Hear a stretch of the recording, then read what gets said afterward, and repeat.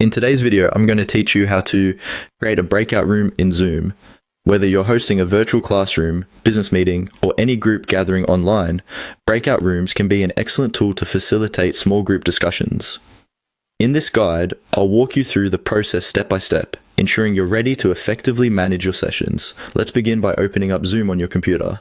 Once you've launched Zoom and signed in with your account, start by navigating to the meeting you want to adjust. You can either schedule a new meeting or choose an existing one where you'd like to use breakout rooms.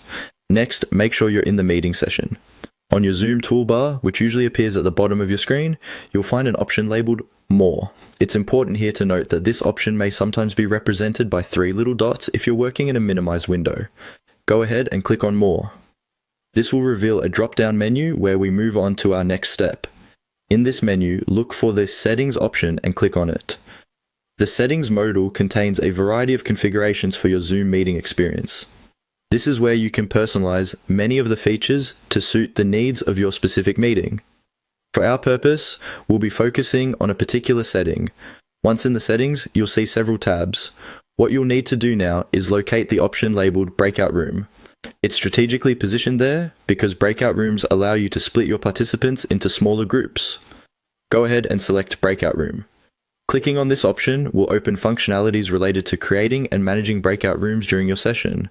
Now that you've accessed the breakout room functionality, you're ready for the final step, actually creating the rooms. The interface you see will allow you to create one or multiple breakout rooms based on your requirements.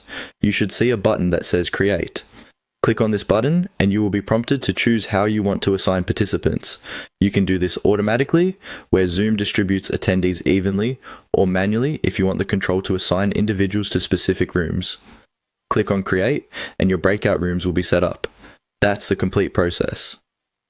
With your breakout rooms created, you can now move participants into those rooms and foster more focused discussions or group activities. Remember that once in a breakout room, participants can still communicate with you, giving you the ability to move between rooms to facilitate or check on progress. I hope this tutorial has helped you understand how to set up breakout rooms effectively in Zoom. Once you try it out, you'll find that breakout rooms can significantly enhance your virtual meetings, making them more dynamic and engaging for all involved. Thank you for tuning in today, and happy Zooming!